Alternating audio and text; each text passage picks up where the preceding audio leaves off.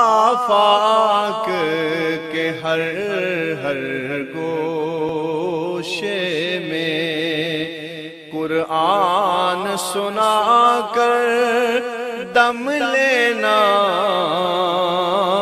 اب رکنا نہیں، اب تھمنا نہیں، فردوس میں جا کر دم لینا۔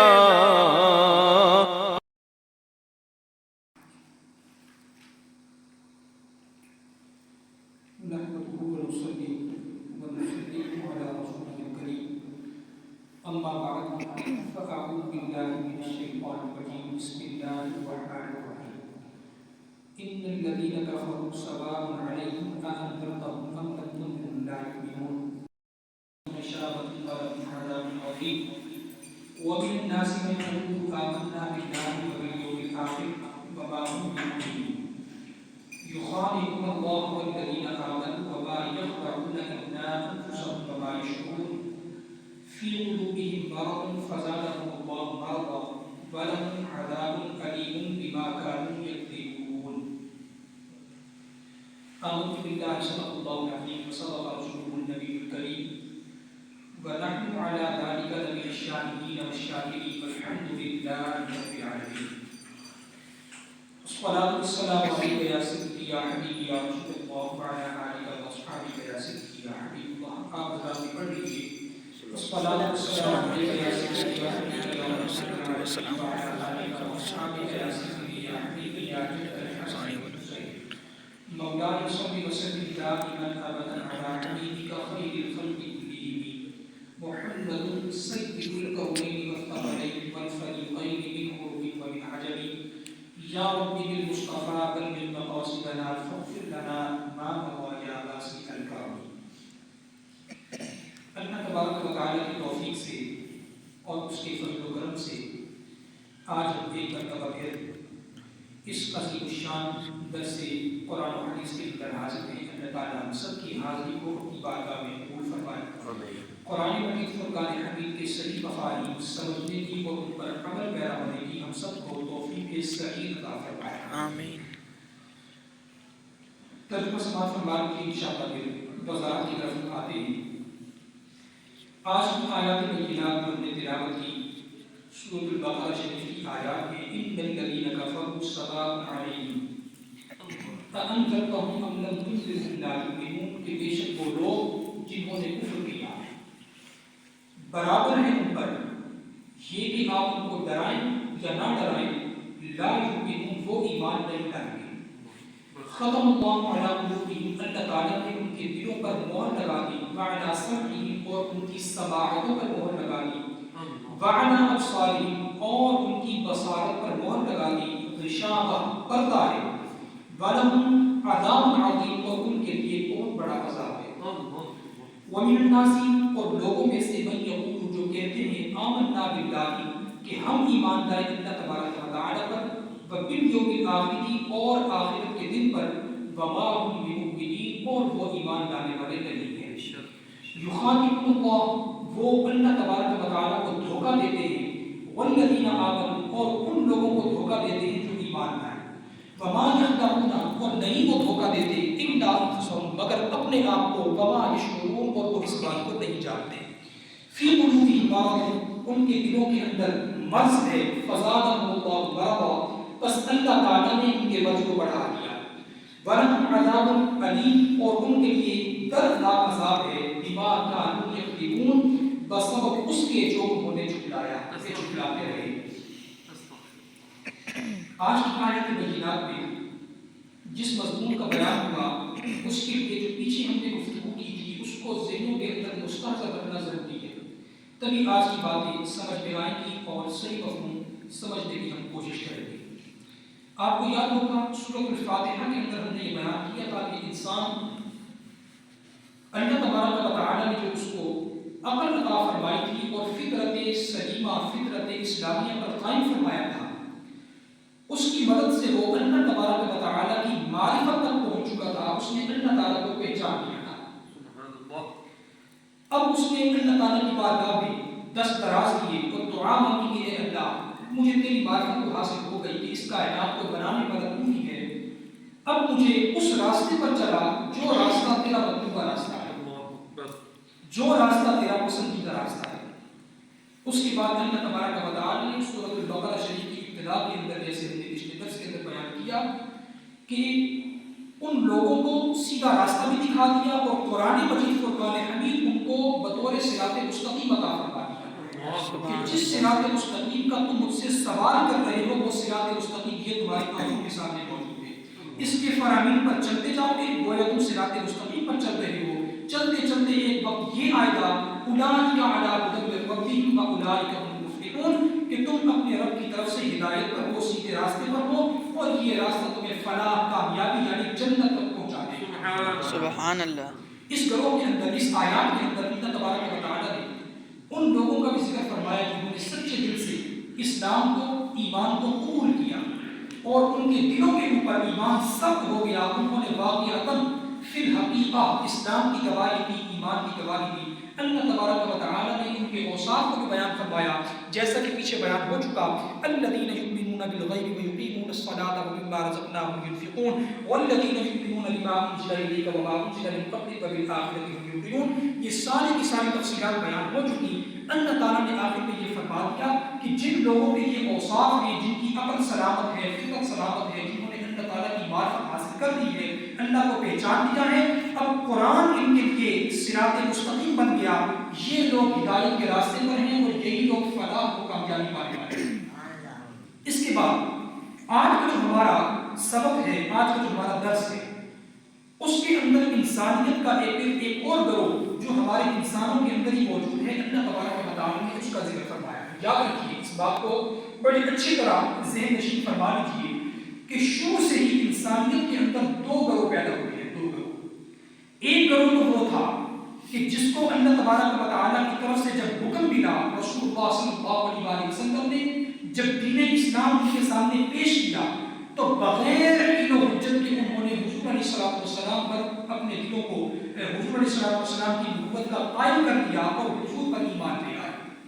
یہ وہ لوگ ہیں جو مومن ہیں، پکے مومن ہیں، ایمان والے ہیں، جن کی شان میں اللہ تعالیٰ نے فرمایا اولئک علی ھدی من ربہم واولئک هم المفلحون۔ یہ ہے پہلا گروہ جو حضور پر ایمان لے آیا۔ دوسرا گروہ وہ ہے کہ جنہوں نے ساری کی ساری نشانیاں دیکھی، ان کے سامنے حضور علیہ السلام نے چاند کو دو ٹکڑے کیا، ان کے سامنے چاند کو دوبارہ جوڑا گیا، ان کے سامنے حضور علیہ السلام کی مبارک انگلیوں سے پانی کے چشمے جاری ہوتے ہیں، ان کے سامنے حضور کے اشارے سے سورج واپس لوٹتا ہے۔ یعنی بڑی بڑی نشانیاں دیکھنے کے بعد ان کے دلوں نے بھی گواہی دی کہ یہ اللہ کے واقعتاً رسول ہیں اور جو ان کی زبان سے نکلتا ہے وہ حق نکلتا ہے اور سچ نکلتا ہے۔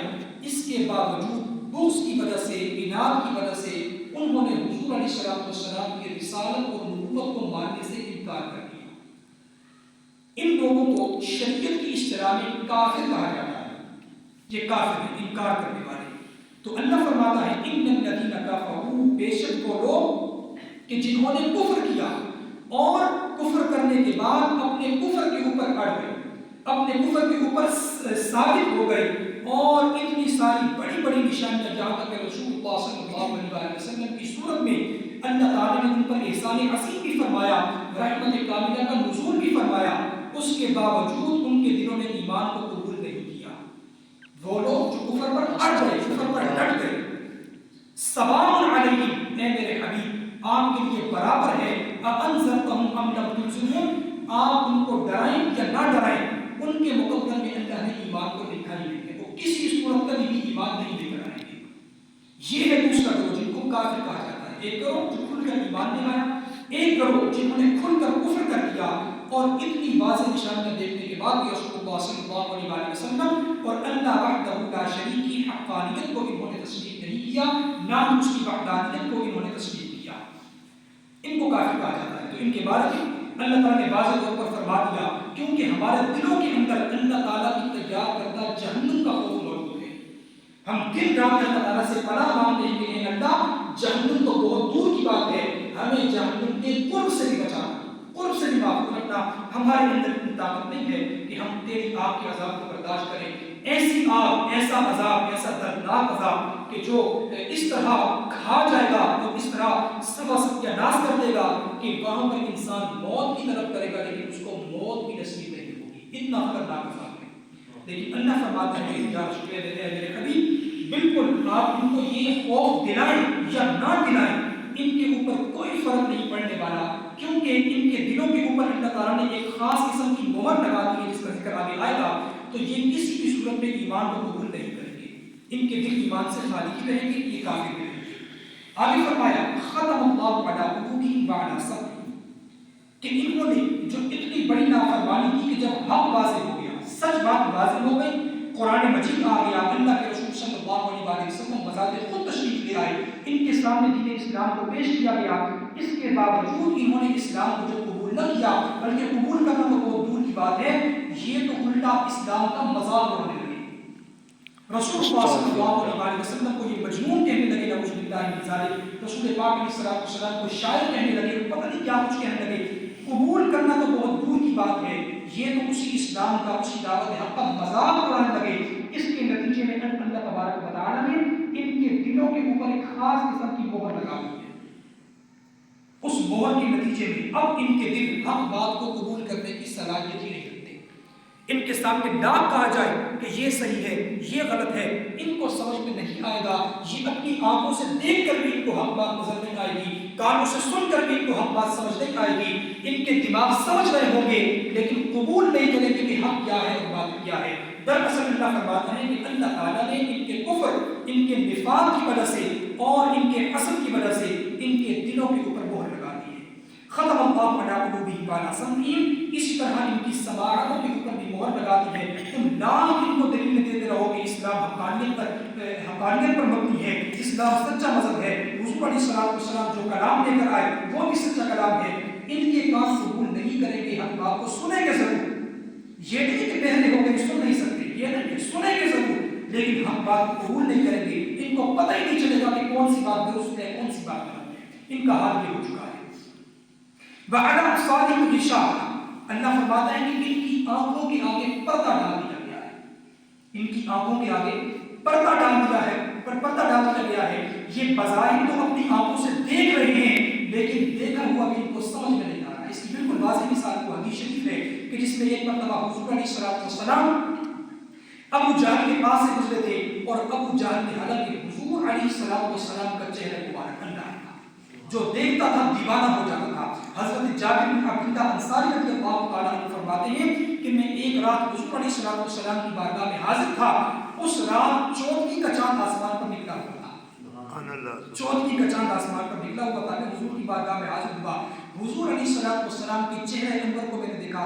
ایک دوسری روایت کے اندر ہے کہ اس رات حضور علیہ السلام نے سرخ رنگ کا لباس پہنا ہوا تھا. دو روایات میں تو فرماتے ہیں کہ میں حضور کی بارگاہ میں حاضر ہوا.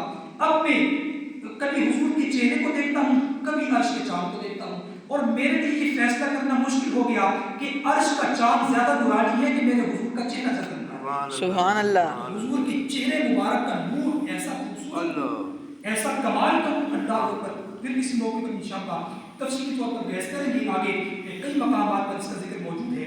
تو میں کہنا یہ چاہ رہا ہوں کہ ایسے چہرے انور کو ابو جہل نے دیکھا، حضور کا سامنا ابو جہل سے.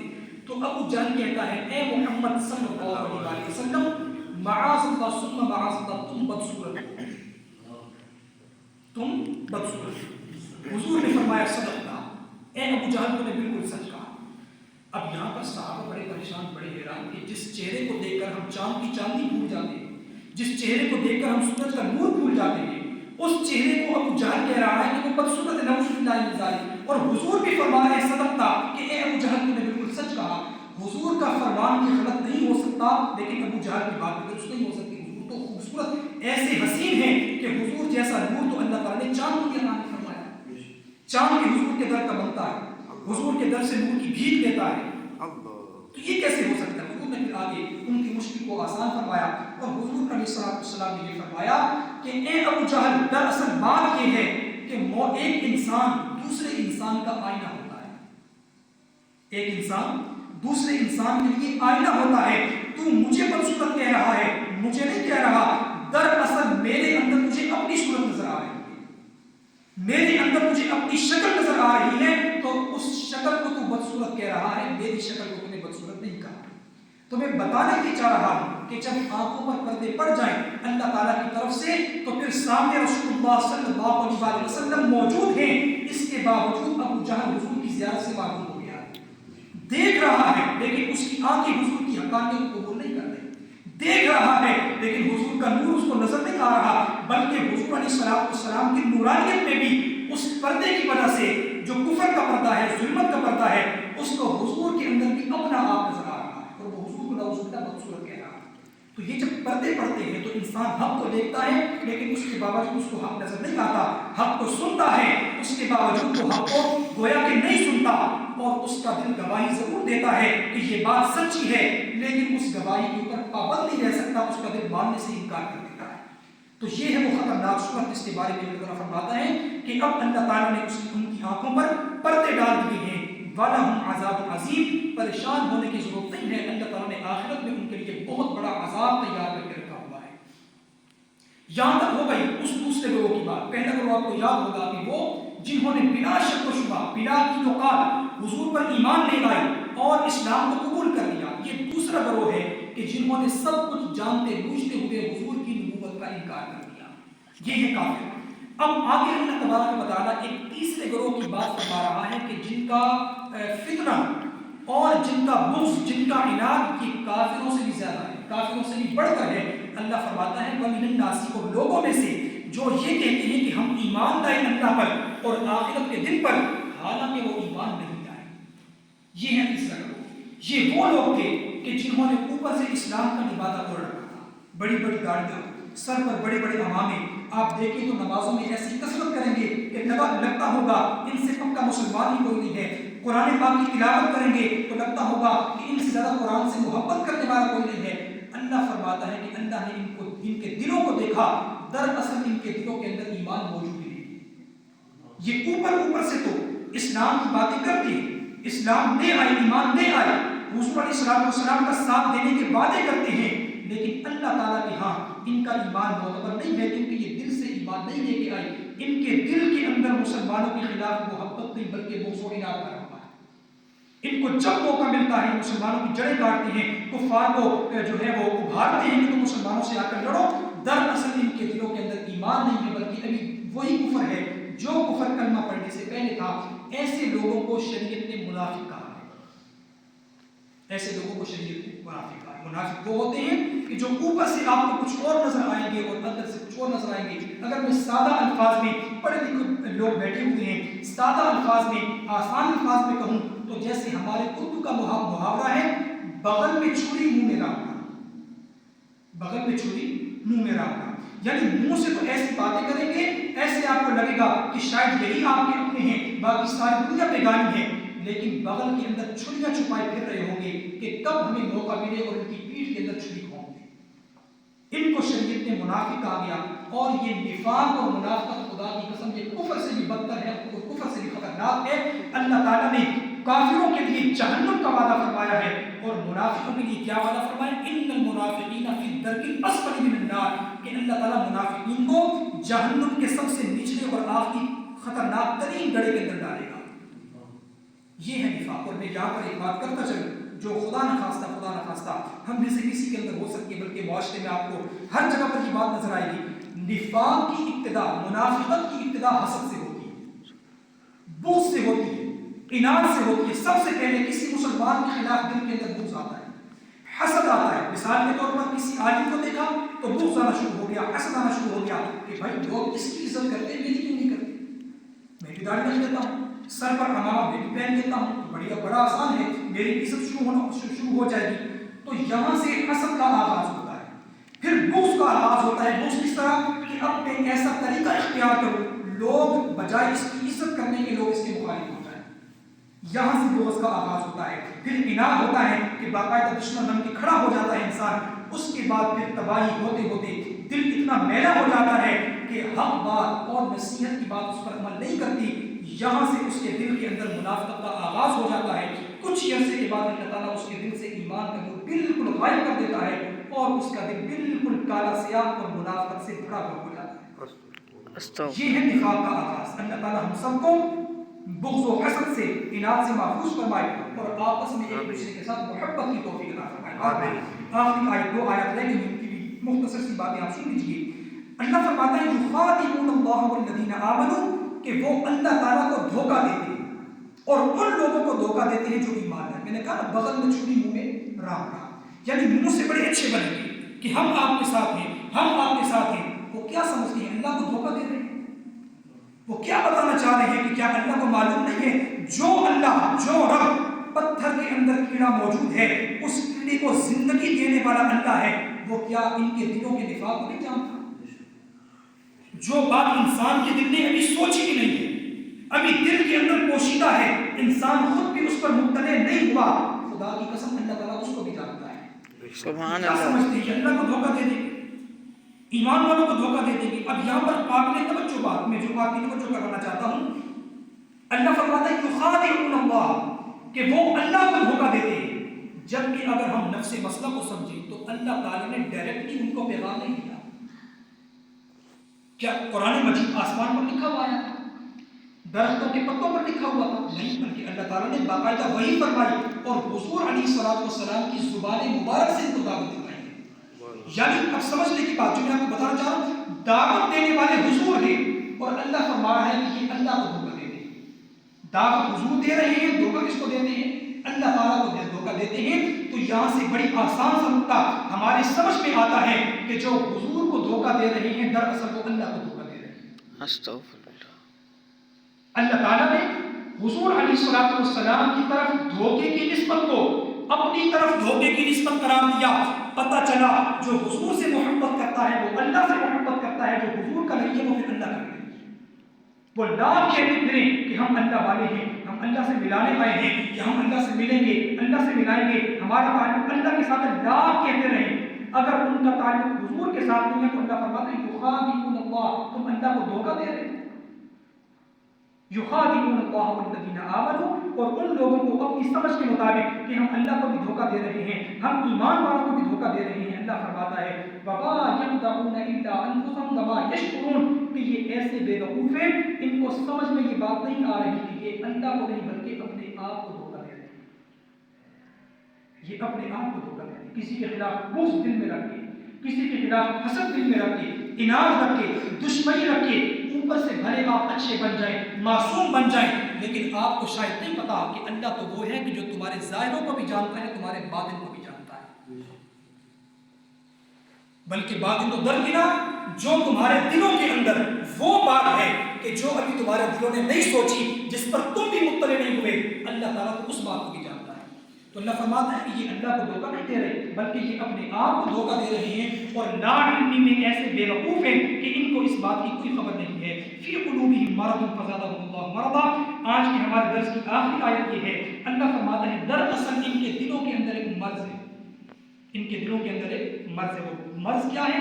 وہی جو میں نے پہلے بتا دیا، دوسرے مسلمانوں کے خلاف حسد ہے، دوسرے مسلمانوں کے خلاف بغض ہے، دوسرے مسلمانوں کے خلاف اناد ہے. اللہ اس مرض کو بتلا رہا ہے کہ یہ مرض ہے، اور بجائے مرض ختم ہونے کے جب یہ بغض میں آگے بڑھ رہے ہیں، حسد میں آگے بڑھ رہے ہیں، تو اللہ نے پھر مرض کو ختم نہیں کیا. فزادہم اللہ مرضا، اللہ نے ان کے مرض کو اور بڑھا دیا. حسد میں جلتے ہو چلو اور جلتے، بغض میں جلتے ہو چلو اور جل جاؤ.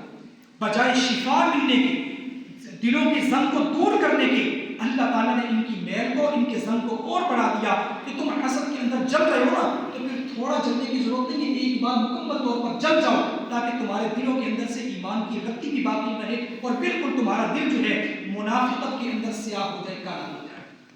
اللہ فرماتا ہے کہ اللہ تعالیٰ نے ان کے مرض کو بڑھا دیا. وَلَهُمْ عَذَابٌ أَلِيمٌ، اور ان کے لیے بہت دردناک عذاب ہے. بِمَا كَانُوا يَكْذِبُونَ، بسبب اس کے جو انہوں نے جھٹلایا تھا. تو یہ تین گروہ ہیں، تین گروہ جو پوری انسانیت کی تاریخ کے اندر آپ کو ملیں گے. بلکہ انسانیت کی تاریخ کو کیا دیکھنا ہے، ہر کسی کے رشتہ دار موجود ہوتے ہیں، ہر کسی کے ہمسائے موجود ہوتے ہیں، ملنے والے موجود ہوتے ہیں، گلی محلے کے لوگ موجود ہوتے ہیں. سب سے بڑھ کر ہر کسی کی اپنی ذات موجود ہے.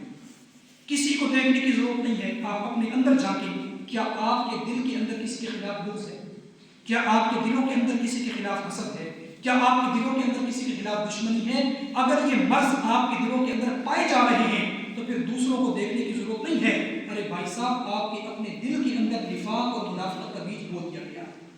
اب صرف انتظار کریں کہ وہ پھل کب دیتا ہے اور وہ درخت کب بنتا ہے. جب وہ درخت بن گیا تو پھر اس درخت کو نکالنا ممکن نہیں رہے گا، کیونکہ اللہ فرماتا ہے کہ جو اس مرض کے اندر آگے سے آگے بڑھتا چلا جاتا ہے پھر اللہ بھی اس کو شفا نہیں دیتا بلکہ اس کے مرض کو اور بڑھا دیتا ہے. حسد کرتا ہے تو کھل کے کر، بغض کرتا ہے تو کھل کے کر، تاکہ تیرا دل مکمل طور پر ہدایت سے دور ہو جائے. اور جب تو میرے پاس آئے تو تیرے دل کے اندر ایمان رتی کے برابر بھی نہ، کیونکہ حضور علیہ السلام کا فرمان ہے، حدیث قدسی ہے کہ قیامت کے روز حضور کی شفاعت پر جس کے دل میں رتی کے برابر بھی ایمان ہوگا اللہ اس کی بھی بخشش فرما دے گا. تو اللہ فرماتا ہے کہ میرے پاس اس عالم میں آؤ کہ تمہارے دل کے اندر رتی کے برابر بھی ایمان نہ ہو، اور میں تمہیں تمہارے لیے جو میں نے عذاب علیم دردناک عذاب تیار کیا ہوا ہے جس سے جہنم خود بھی پناہ مانگتی ہے، ان المنافقین فی الدرک الاسفل من النار، میں تمہیں اس عذاب علیم کا مزہ چکھاؤں کہ تمہارے دل کا جو بغض تھا اس کا آگے اس کی انتہا یہ ہے اور اس کا پھر فائدہ اور اس کا ثمرہ یہ ہے. اللہ تعالیٰ ہم سب کے دلوں کو اس مرض سے محفوظ فرمائے. خدا نہ خواستہ بتقاضۂ بشریت اگر ہمارے دلوں میں کسی کے خلاف ایسی کوئی بات آ گئی ہے تو ہم اللہ تعالیٰ کی بارگاہ میں معافی کے طلبگار ہیں. اللہ تعالیٰ ہمیں معاف فرمائے. فرماتے ہیں تائب من الذنب کمن لا ذنب لہ، کہ گناہوں سے توبہ کرنے والا گناہ سے ایسے پاک ہو جاتا ہے کہ گویا اس نے کبھی گناہ کیا ہی نہیں. یہ اللہ کی رحمت ہے، حضور علیہ السلام کی رحمت ہے. اللہ تعالیٰ ہم سب کو حق اور سچ بات پر عمل کرنے کی توفیق عطا فرمائے. کسی کو کوئی سوال ہے تو کر سکتے ہیں، نہیں تو پھر دعا کرتے ہیں.